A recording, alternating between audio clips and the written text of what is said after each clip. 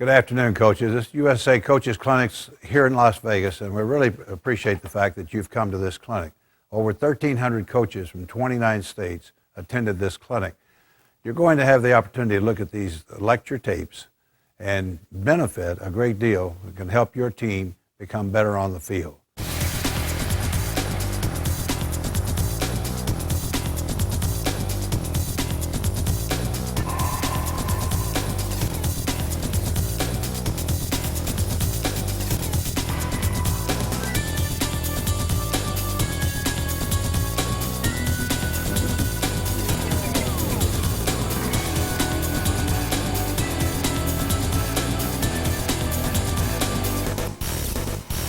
I'd like to introduce you at this time Brian George from Indiana University. Spent 7 years at Miami of Ohio, okay, in the Mid-American Conference. Had a lot of success there, okay. Had a lot of success with players that weren't necessarily blue chip recruits out of high school, okay. So, we took a specific kind of kid and put weight on them, developed them as a player, and developed a pretty successful football program out of it. In 2003, we finished 10th in the country. You might recognize our quarterback. He was the quarterback of the Super Bowl champions this year, Roethlisberger. But we had a lot of other good players that contributed to that season as well, and went to other bowl games even after Ben left and started playing for the Steelers. But the bottom line is we ended up with a lot of guys kind of like you do. They come in, they're not the finished product, okay? We have to develop those players into the type of player that ends up being a real good player in our system. And the way that we do that is having a very well-defined system, and the players understand exactly what their role is and what they need to do to be successful in that system. The other thing that we did a lot at Miami of Ohio that we didn't do as much this year, and it gave me a real problem trying to find enough film because the Big Ten and the MAC are a little bit different in that respect. In the MAC, we played against a lot of teams that ran the spread, okay, and anywhere from a spread to run the ball, a spread to throw the ball, a team that would line up in empty 50 times a game, okay, so we've done it all with the spread stuff. And this season, obviously our first season in the Big Ten, we didn't play. We played against, there are more teams in the Big Ten running the spread, but not nearly as many as in the MAC, which is primarily a throwing conference anyway. So we've got a lot of background in defending this, and there's a lot of different ways to do it. This is kind of our way out of our 4-3 defense, but I think a lot of the principles that we used, you can use even if you run a little bit different defense than we do. Okay, I think the principles, and if you understand what the spread offense is trying to do to you, that'll help you out a lot.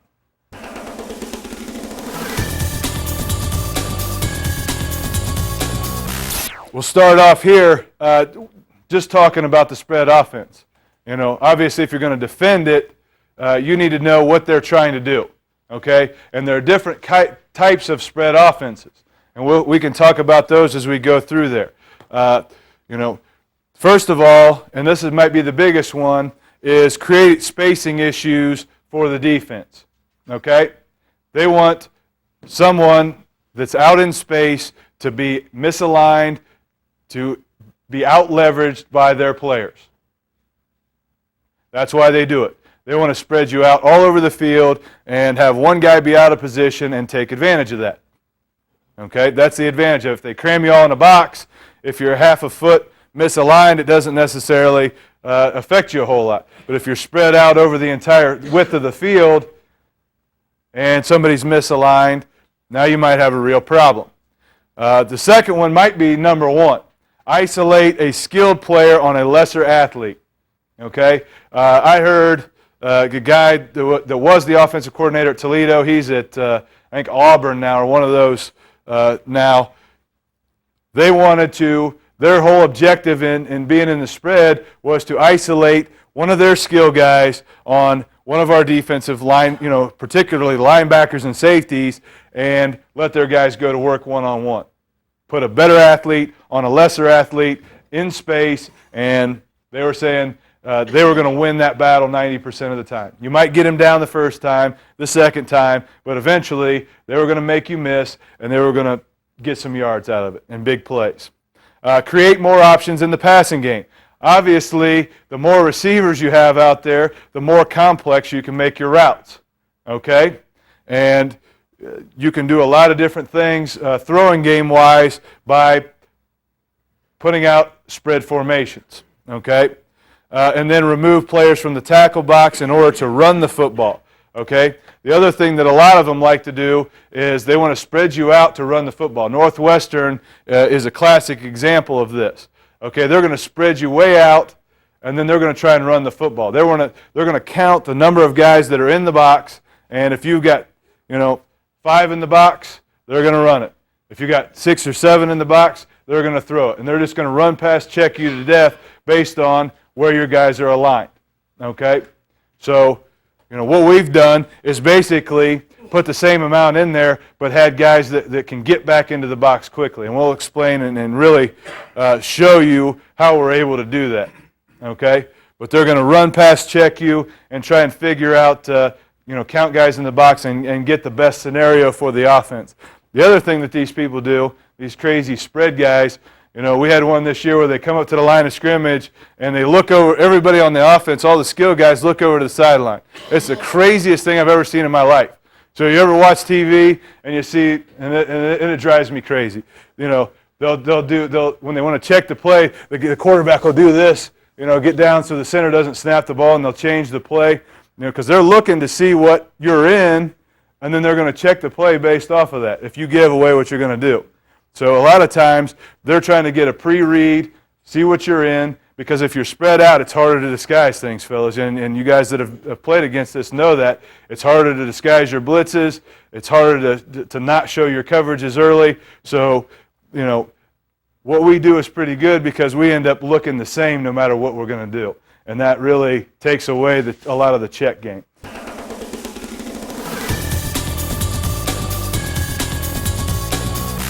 Keys to stopping the spread. Okay, and these are just very general keys, and like I said, I'll get into more specifics as we get into the talk a little bit more. But first of all, you got to understand what they're trying to do to you. Okay, because every spread offense is not the same. They're not the same, and there's I've seen just about everything that you can do out of a spread playing in that conference. Some teams are in the spread to run the football. Some teams are in the spread to throw the football. Some teams get in the spread and they throw a whole bunch of screens and stuff like that and short throws and try and do that. Other teams are trying to throw vertical passes. So you can really run the full length, the full spectrum of plays, but you got to understand what that specific offense, what their objective is, what they're good at, and try and stop that. Because, as you know, a wise coach once said, "He who defends everything defends nothing." So find out what they do well, find out what their bread and butter is, and concentrate on stopping that. This is always a tough one. Have solutions for open gaps in the box. Okay, this is always one that people try and work on us because we're a 4-3 defense. Okay, everybody's easy solution is to play cover one. Okay, because then you can keep your 2 linebackers in the box and they can be standing in all of those open gaps. But that's a problem in the passing game. With all the crossing routes and that kind of stuff, you can't sit and play cover one against a decent spread passing team because they'll eat you alive with a lot of the short passing game and the underneath the crossers and the switch routes and that kind of stuff. So you got to be able to have solutions for those and be able to play other coverages, okay, and not be stuck in cover one. Back when we first started off playing against spread teams and we were a little bit more inexperienced as defensive coaches at that point, that was our solution. Hey, let's get in cover one so that we can have linebackers sitting in all those open gaps in the box. Not good. Okay? You can do it at times, but you don't want to be stuck in it. You don't want to be stuck in doing one thing for an entire game. Be able to mix up the coverages without giving them away. And this goes along with the blitzes as well. okay? Because obviously a lot of the spread offense, at least at our level, and you guys, you know, as you ask questions, feel free to shoot them out there as we go along. Don't feel like you can't, you know, if something comes up, shoot it out there. But what we play a lot against are people that are trying to see what you're in and then check into the right type of play. Okay, whether it's the quarterback that controls it or whether it's the coach on the sideline that controls it, they're trying to put themselves in the best possible play. Okay, and it kind of all started really, Rich Rodriguez started it when he was at Clemson, and then Kevin Wilson, who's now at Oklahoma, was at Northwestern, and they started doing that as well, and now it kind of, you know, it's really spread down into the high school ranks, and a lot of people are doing that. But the premise of their spread offense, and what started with Rodriguez, was the coaches checking it on the sideline. I think it's evolved more, especially at our level, to the quarterbacks being able to see the checks and being able to do it on their own without the coaches doing it. But that's a big part of the spread offense, is checking into the right place. So if you're giving away what you're doing, and you can tell the difference between, you know, coverage A and coverage B, and okay, they're blitzing, now they're not blitzing, that's really going to help them out. So the more you can disguise those things and look the same, the better off you're going to be. Okay, you're going to take away their ability to do all that checking, or at least to do it effectively. They're going to be guessing then, and then you go back to square one. Okay, then you get back to even, and then both sides are just guessing again. Okay, based on situations and that type of thing. And then the other thing, obviously, you know, I always heard somebody say that the true spread offenses get an empty a lot. Okay, the true spreads. And we played in 2003 when we finished 10th in the country, we played Bowling Green twice. And the first time we played them, I think they got an empty like 48 snaps during that game. So we had to have an empty plan. Okay, and we didn't want to, you know, just have a check and just be in the same thing every time they got an empty. But we have a good empty thing that we did for our base coverage that I can show you that's pretty good. And even if you don't run the exact same type of coverage, you can kind of take that and utilize it with other types of coverages. You know, it's kind of a principle that you can use no matter what you do.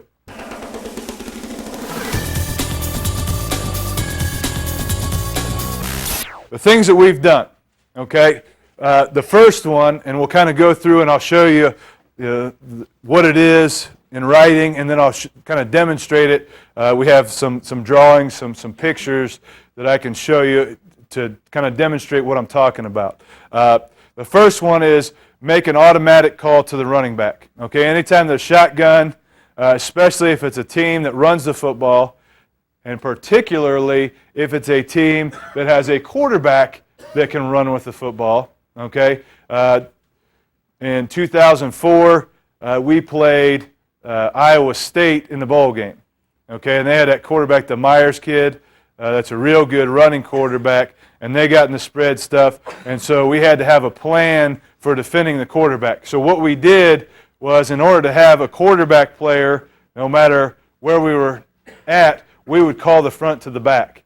And what that would do, it would put the end right next to the three technique on the side where he was reading. Okay, so they try and do all the read stuff where the back's coming across and either hands it or pulls it and runs. Now, your end, because he has a three technique right here and he doesn't have to close hard on a down block, he can keep his shoulders square and shuffle down the line and basically play both. Okay, it's the only way. And let me repeat that. It's the only way that you can ask that kid to play both. You can't do it when there's a B-gap bubble, because you can't ask him to close the B-gap and defend the quarterback. It's impossible. And if you ask him to do it, you're going to be giving up a lot of yards, because he won't be able to make the play on either one of them is what will end up happening. But if you can put that three technique right next to him, now you can do it. Because now you got a three technique sitting there, and he doesn't have to cover up that inside gap. He can shuffle, keep his shoulder square. You still want him working with the zone, but you want him to keep his shoulder square so that he can react back out to the quarterback. Okay? And we would do that even if there was a tight end in the game. Okay, you can see over here, if we wanted to be, and we actually called the front auto. We signaled it like this, like you're driving an auto, okay? And if we wanted to be in this, we'd call the front to the back, no matter what. Usually we call it to the tight end, call it to the back. So now you got this 3 technique right next to the end. Your end can be a quarterback player, okay? And it's a good deal. And now you don't get, anytime an offense can use the quarterback as a runner, they even the numbers out on you, okay? They even the numbers. They got a blocker now for every guy, okay? So this is our way to get that advantage back again. Any questions about that? And we didn't exclusively do this, okay? We mixed it up enough that, because there's some other things that you're not as good against when you get in this, okay? But we had it so that when we wanted to stop that quarterback, we wanted to say, we're not going to let you put the ball in that kid's hands. We had a way of doing it, okay? Obviously, if you're playing Vince Young at Texas, this would be good. And I said last year after we watched Michigan play those guys in the Rose Bowl, the year before the national championship, I said if they had done this, they would have had at least a fighting chance, but they didn't. And they were trying, they were trying to get their ends with a bubble to play both, and you can't do that. Okay, but they hadn't played against a lot of spread teams that had done this. Okay, so this is a good deal. Auto front.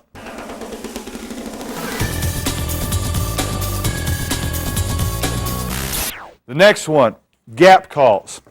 Okay, and this is a good one for us because now we're taking and putting into our players' hands the ability to check and help themselves out. Okay? What we've done is with our removed linebackers, when there's a bubble and they have an inside gap responsibility, let me get to the next one so I can kind of show you what I'm talking about. Okay, in our 4-3, when they've got a twins receivers over here and this linebacker's removed, his gap is actually this B gap in here. But he's out of the box because there's a removed receiver. Well, what we do is, and we explain to them when we want them to be able to do it. Obviously in running situations, we don't want to send the end inside if it's going to be, if it's 3rd and 20. But if it's 1st and 10, he's removed. Why don't you do it? We just give the end a gap call.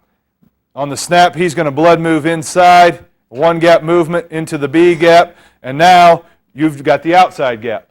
Okay, they're basically just switching gaps, and it's a check that the outside backer can make to the end. Just say, hey, you take the inside gap, I'll take the outside gap, and we'll be good. The other thing that's good about it is you don't give it away. Okay? You're not lining the end up inside there. He's moving on the snap, so to the offense, they don't know when you're going to gap call it and when you're not. Okay? And it gives this guy the advantage. And the other thing, let me tell you this. This is one, and you guys tell me if you get this. It's the zone with the bubble out here. And they try and put this guy in a bind right here so that he doesn't know whether he's got to run in here and defend the zone play or he's got to run out here and defend the bubble. Well, this, being able to make that gap call really takes the pressure off of this guy right here. Okay? So now he can even cheat out towards the receiver a little bit more. Okay? And while we're talking about this, let me explain what we do with those linebackers that are out of the box. Okay? Because I think this helps against the spread as well. What we do with these guys when they're removed and they've got a twin receiver out here and they're out of the box, we tell them to align halfway or less between the receiver and the edge of the line of scrimmage. Halfway or less. So he's actually going to be a little bit closer to the tackle or to the tight end than he is going to be to that receiver. Okay? And his first step, no matter what it is, no matter what happens with the offense, his first step is always back into the box. Is always back into the box. He can never be blocked by this guy on a running play because his first step's back into the box. He's halfway or less, so he's always able to get from here to here if he needs to. No, he keeps his same alignment, 5 yards. His heels are at 5, just like the other linebackers, and we keep him there. But his first step is back into the box. And I tell you what, just doing that makes all the difference in the world. Because then, the tendency is always if you're a removed guy and you got a receiver out here, you're thinking coverage, coverage, coverage, coverage, coverage, and so what do the kids automatically do? They start backing up, exactly, or working out towards that receiver. So if you pound it into their head, always first step back into the box. Now it forces their eyes there too. And with our coverage, we're not expecting that guy. He's not going to run with number 2 vertical or anything like that. So he's going to be in good position even stepping into the box. And it really helps our coverage. It really helps our coverage because what it does is it keeps that guy from getting beat back across his face by the receiver. We want to actually funnel that receiver out in our cover 4. And so that keeps him from getting, if he's stepping out towards that guy and he's coming in, that guy gets beat across his face right now by that receiver, and it's an easy throw and catch. So it forces him here. His eyes are into the box. He can come in if it's a run. He can redirect, keep his inside leverage on his coverage on the pass. So that really helps us. And if they're really giving you that run-pass conflict with the bubble, run, now the gap call helps him out. Okay, it also helps you if you're not in auto front, okay, and your end has to close and cover the B gap. Well, now this guy knows, hey, here's the deal. He's going to take that B gap. All I've got is the quarterback on the edge here. It really takes the pressure off of him. What's his read? Yeah, it's a tackle to the back. Really, and it's not even the back, really. I apologize. It's not the back at all. Anytime, and this is another one that's pretty good, especially if you're a linebacker coach, because this is for the guys that are in the box, okay? Anytime you get a shotgun, we go to what we call gun reads, okay? Usually we are reading the tailback because we're playing an attacking defense, and wherever that guy steps, that's where we're going, and we're getting downhill right now. When it's a spread offense and they go shotgun, because of all the misdirection stuff, because the quarterback can pull it and keep it, because the back can counter back, we don't read in the backfield. We read uncovered linemen. You read the nearest uncovered lineman. And the linebackers, you'll hear them, if you were at our practice, you would hear them when anytime the offense is in shotgun, they're talking gun reads, gun reads, gun reads. So now they're literally telling each other, look, we're not looking at the tailback, we're not keying the tailback anymore, we're looking at uncovered offensive linemen. Because the fat guys in the spread tell you where it's going, not the guys in the backfield. And that's key. Okay, here just the end zone view of that, same thing. He's going to blood move. It's a slide step rip, and he's basically going to end up, it's hard to see on this drawing, but he's going across in front of this guy, and he's going to end up taking this gap. So now the cutback comes all the way out the back end.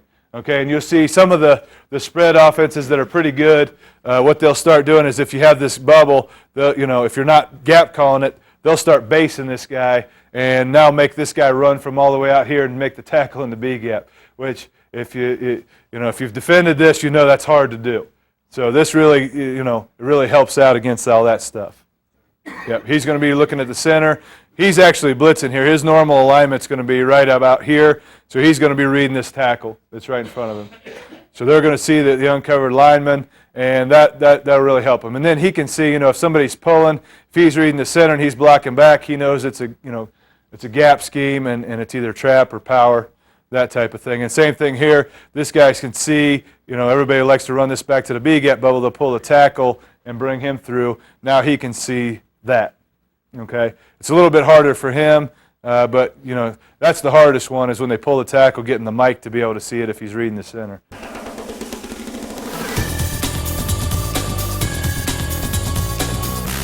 Back cat and Q cat. These are pretty good ones too. They're basically like a gap call, but now you're bringing that removed guy. Okay, now you're bringing the linebacker to that side. So it's like now as a coach you're calling the gap call yourself, but you're also getting an extra rusher on that side. So now, if every time you're making a gap call, the quarterback's pulling it and running it and beating that guy in space, now you're doing the gap call and you're bringing the guy to that side. So now when he pulls it, that guy's right in his face because he's blitzing. Okay? And we can control based on what they do where we want that to come from. Obviously, back cat, it's in shotgun, wherever the back's at, it's the blitz is coming on that side. So it's the outside backer on that side, and the end is moving one gap to the inside. If it's Q-cat, then it's coming to the quarterback side. Okay, and these have been really good for us as well. Because now, if you've got a team that really likes to run the quarterback, back cat is a good one. Okay, back cat is a real good one. Because now you're bringing an extra guy. You've got a dive player. You've got a quarterback player, and you're bringing some heat. Now, if you like one that's a little bit better against the pass, Q cat's that. Because now you're bringing the extra guy away from the back so he can't block him. And now the offensive line has to pick up that fast guy coming off the edge. And we've even run, which is an extension of this, as we called it alley cat. And alley cat was in 11 personnel when there's a tight end and there's only one removed linebacker, that's the guy that's removed is coming. So now it truly is a gap call. Okay, it's always the guy that's removed. When there's a tight end. Because, a lot of times when there's no tight end in, both the linebackers, both outside backers are going to be out of the box. So it's a little harder to do then because they get confused about which one of them. Both of them are actually in the alley. I'll show you what this looks like. Okay, so now this is Q-cat. Q-cat, so it's to the side of the quarterback here. And what we've always done is we've had a default if they come out under center. Okay, if we call Q-cat and they come out under center, we say, it's always going to be the will this week, or it's always going to be, we make a default so that they do come out under center. We're still bringing a guy, and they know which guy it is. Okay, so they don't get confused. Alley cat, if you know it's 11, you don't really have to do that because it's always this guy here. But you can see, here, it brings the guy away from the back. He can't block him. So now, one of these fat guys has got to block, hopefully a pretty good rusher, a speed guy coming off the edge. Okay? And it can also help you a little bit, if you want to really force the ball back to the cutback, this will do it. Because most of the running stuff's going to come here, and you can bring it and really force it back into the cutback area here. If the tight end releases and it's a pass set, he's going to go inside the tackle, and he's going to make it an up and under move.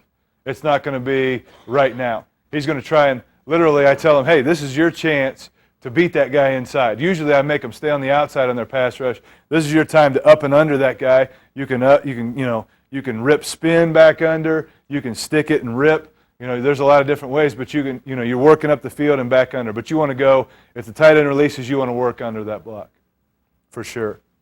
But if it's a run, it's just a one-gap movement, and he's in here. And actually, if the three technique's on that side, he would be blood moving too, okay? And then, what that does is it makes his job a little easier because he then is just B to B. And that's easier for him to remember where his caps are. Same thing, just showing the end zone. And like I said, we didn't put the arrow in here, but when it's to the three technique, and it really doesn't matter whether you do it or not. It just depends on what's easier for you. Sometimes this guy's such a knucklehead that he can't ever figure out when he's supposed to do it. So we just leave him there. But our base rule is for him to blood move too, so that the Mike is a B2B player. It just makes his job a little bit easier. And then between, he's coming and he's coming off the edge. That's Q-cat to the side of the quarterback. And then back cat, now we're bringing it to the side of the back in the shotgun. Okay, and this is the one where it's now really like the gap call with the extra guy. Now here's your quarterback player, here's your end. And what we do with this, I know a lot of people, and probably a lot of you guys do too, is play cover 3 with it. We keep it cover 4, but this guy here is playing an Iowa technique. And really that doesn't mean anything. It's just a code word that's telling him this guy's vacating the flat, so he's going to be real aggressive coming down on number 2. Okay? So this guy's going to really attack number 2, which makes him a more aggressive player if it is a bubble screen or something like that. Okay? And the other thing that we do, anytime we're bringing a blitz, if the back quick flares, we peel. We'll peel them. Okay? And even if we're bringing a blitz and it's a defensive end that's the outside guy, he'll do the same thing, which really helps you because a lot of people's quick release is just to throw a flare screen or pop it out to that guy real quick. Okay, but we're Iowaing it here, so he's attacking number 2, and he's got him no matter, even if he goes out.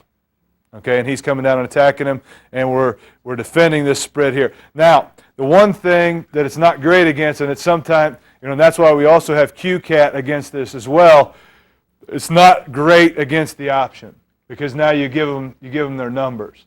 Okay, and that's why we have multiple things that we use so that we don't get stuck. We don't get stuck being in the same thing all the time. Because now, he's your quarterback player and here are your pitch players. But they've got blockers for both of those guys. If you just stay in your regular front, now your end becomes the quarterback player and you got 3 against 2 blockers. So that's why it's good to have multiple ways to attack this. Because they're going to see what you're doing, and if you keep doing the same thing all the time, they're going to find a way to get you. So it's good to mix all these up a little bit, and then you have good answers for everything they do, but you're not always in the same deal every time.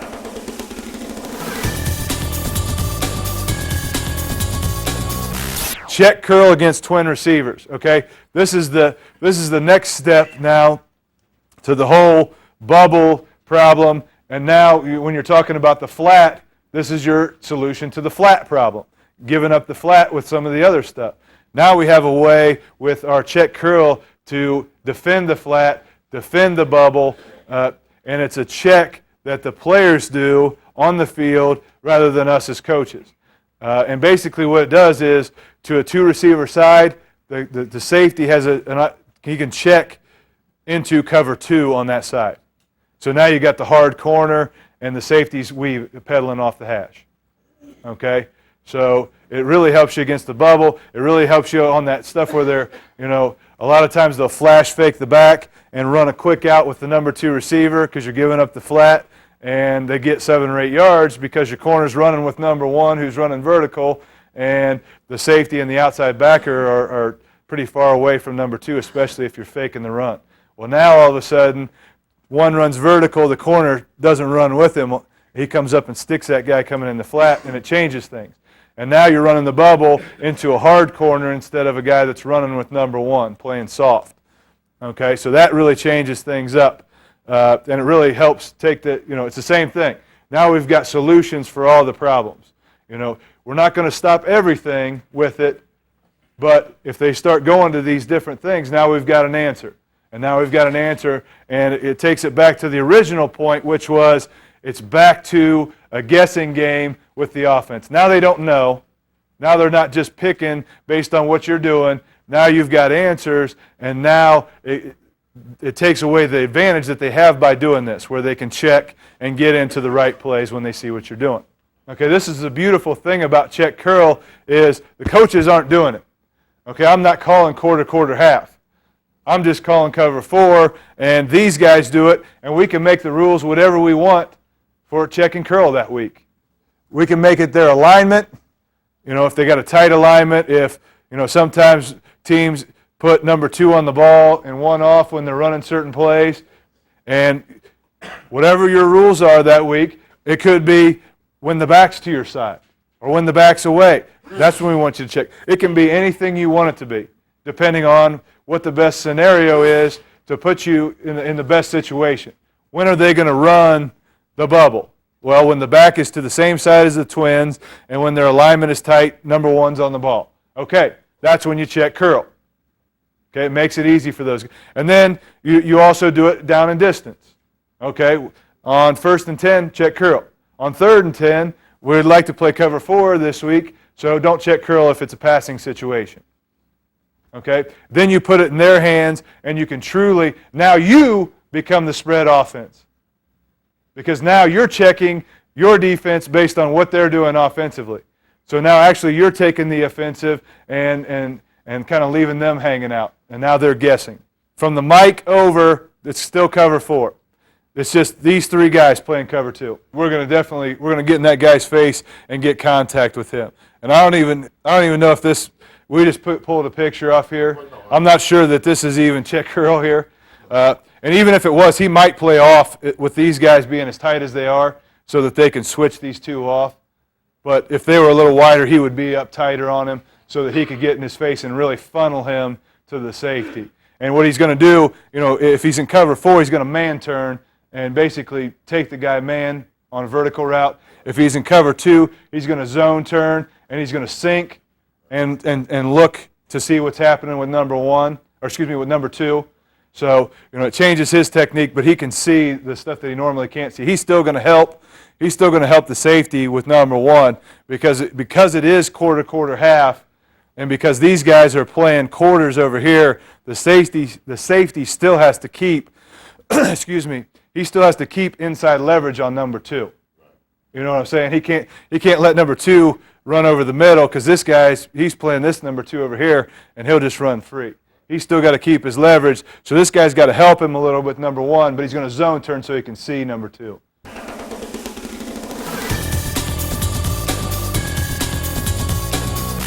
Our empty coverage adjustment.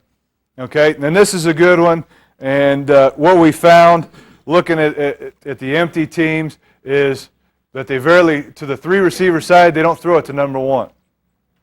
So we're basically taking our coverage and our cover 4 or our check curl, and we're ignoring number 1 almost. Okay, and I'll show you how we do that. We're ignoring him, but we're not.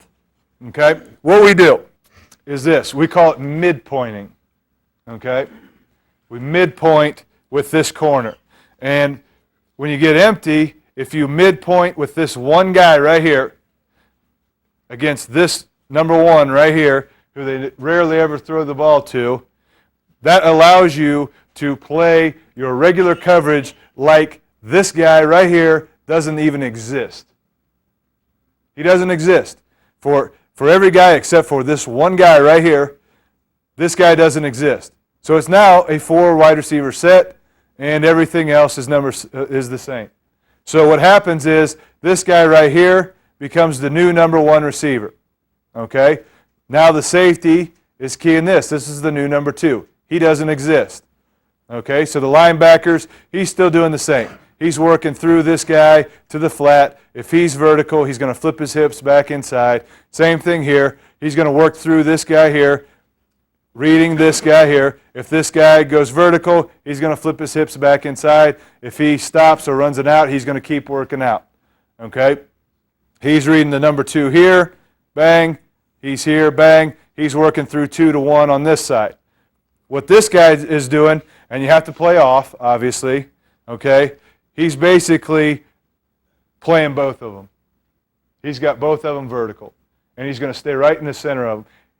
When you do this, you have to lean on number 2. You have to lean on the inside guy, okay? Because that's the shortest vertical throw, and react out to the outside. So if they ran 5 verticals, this guy would basically have both of these too.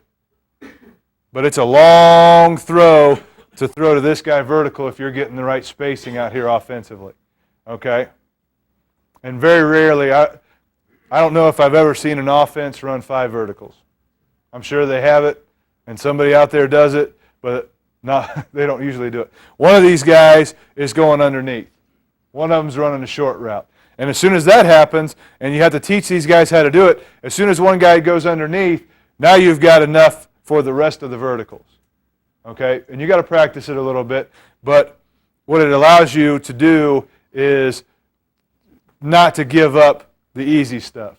Okay? Make them find out who you're not covering and try and throw the ball to this guy.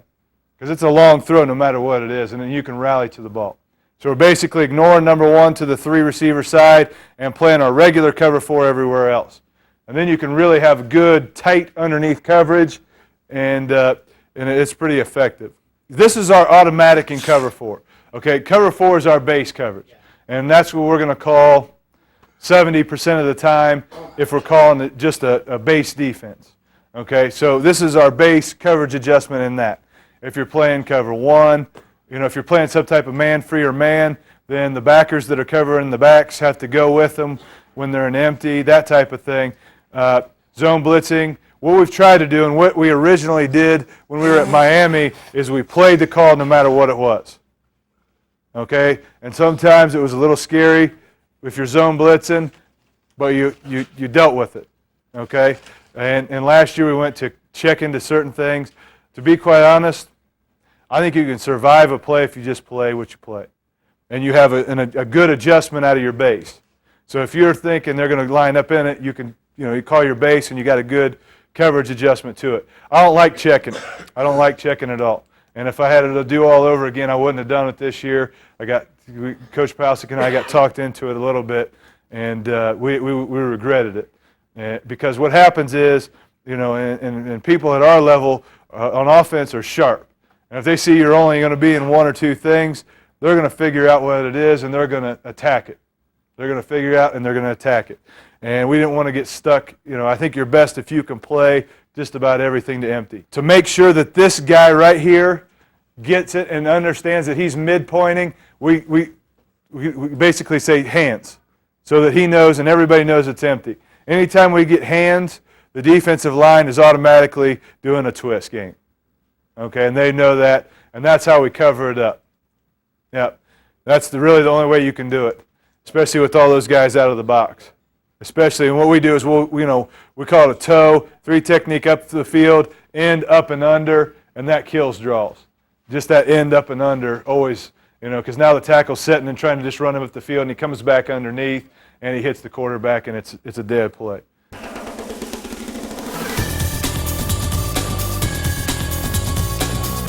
Here's the removed linebacker, okay? It's a running situation. He makes a gap call to the end because of the open gap inside here. The end is going to blood move inside, which helps him in the run-pass conflict here.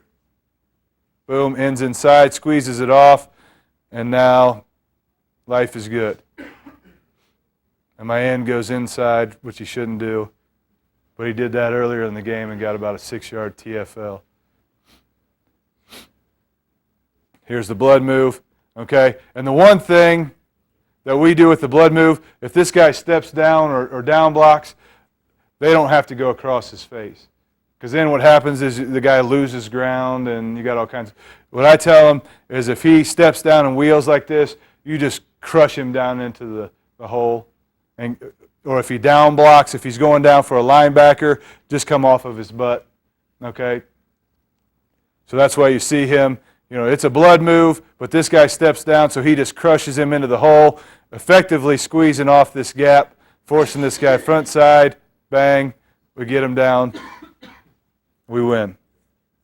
This is a Q-cat here. So now we're bringing this guy off the edge. Remember what I told you about those knucklehead 3 techniques that don't know when they're supposed to go inside? Well, he's supposed to go inside here. If he does, this is a dead play. Because we got this guy coming free off the edge. If he goes in there like he's supposed to, my tackles are kind of like those corners we were talking about. You can see, be in pretty good shape here if he goes in there. You want that back looking like it? Which, this one? No, he should come a little tighter. But he's also, he's also playing outside. He's got to be an upfield rusher. So he has to do a little bit. But maybe not as much as he is here. I think he's anticipating a pass set and the running quarterback draw. What's that mic reading? The mic, he's playing pass. He's playing pass. He sees pass set, and he sees the back working out this way, so, and that's who he's working off of in the coverage. So he's working to his back. And they do a pretty good job because the center and the guard, it looks like a pass set from the start. A lot of people, they'll fire out on this guy and make it a real easy read for him. They do a pretty good job of pass setting there and making it look like a pass. But if he goes inside like he's supposed to, we should be in pretty good shape. Because it'll just force the ball back out to the blitzer, and now we got him. That quarterback was a pretty good runner. If they have here's their rule. If they've got a tight end or they don't have a number 2 receiver, a skilled receiver, I should say, then they're going to be at 10 yards creeping towards the line of scrimmage. If they have a number 2, they're going to be buzzing their feet at 10. If we check curl, they're going to back up to about 11 or 12 because they're weaving and they want to have a little more depth. So here you can see he's got a little bit more depth because he's got to remove 2. Okay, so he's not going to be working at the line, working toward the line. He's going to be buzzing his feet at 10. This guy here, because it's a tight end, He's not going to get vertical on him very fast. He's going to be creeping. So you can see he should be creeping. He's not really playing it right there. He should be working towards the line of scrimmage, especially since he's Iowan it, taking the flat over here. See, like I said, I had to go to the MAC team that we played to find the spread formations. Okay, here's Central Michigan again. Now we're spreading it out again. Now it's a back cat. Okay, so now we're bringing the outside backer to the side of the back. Ends blood moving. He essentially becomes a quarterback guy.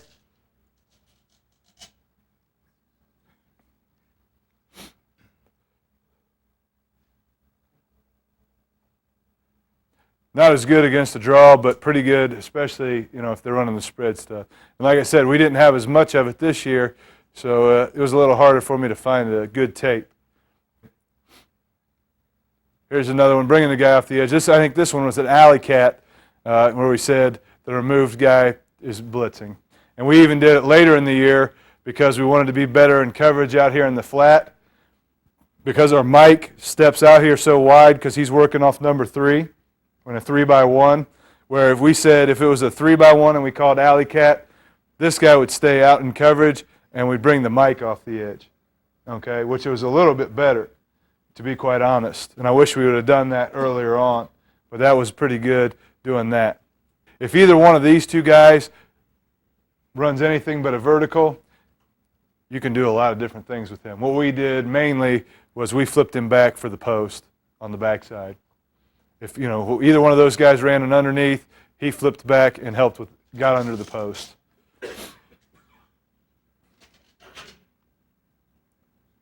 Here's a screen. Cover 4 is a great screen coverage too, because your linebackers are all working flat. They're not getting depth, not taking those big zone drops.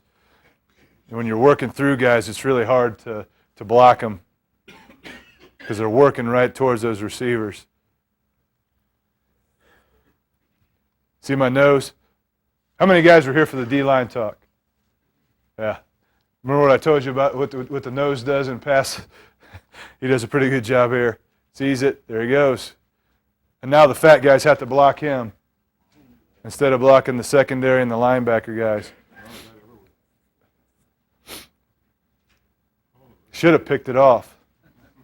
What we'll do is we have a coverage. We can play cover 9, which is cover 2 to the boundary and cover 4 to the field automatically. So now you're playing cover 2 over here, hard corner, and you're zone dropping this guy, which helps. But basically, the main thing, you have to play inside leverage back here. Take away the slant and the post. React to everything else. Yeah, just like he did. That's why our corners coaches look. No, I'm just going to. No, he didn't understand very well at the beginning of the year. This is the first game of the season with these kids. He should be more inside leverage.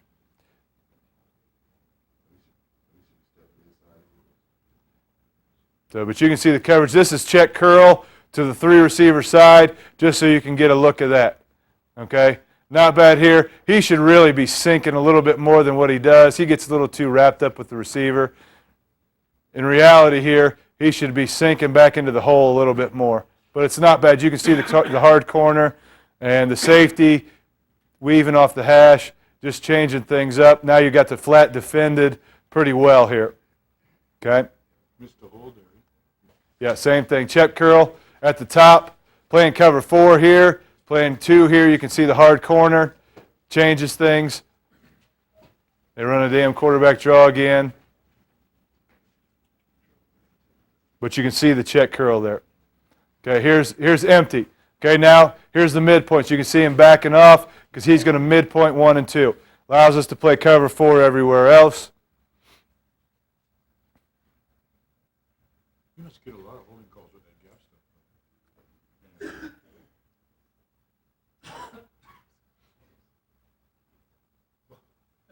But just give you an idea there. I think there might be one more here, empty. Yep, here we go. Midpoint, and you can see him, hands. These guys should be doing a twist up front. And it's a screen. We're all over it. Boom. TFL.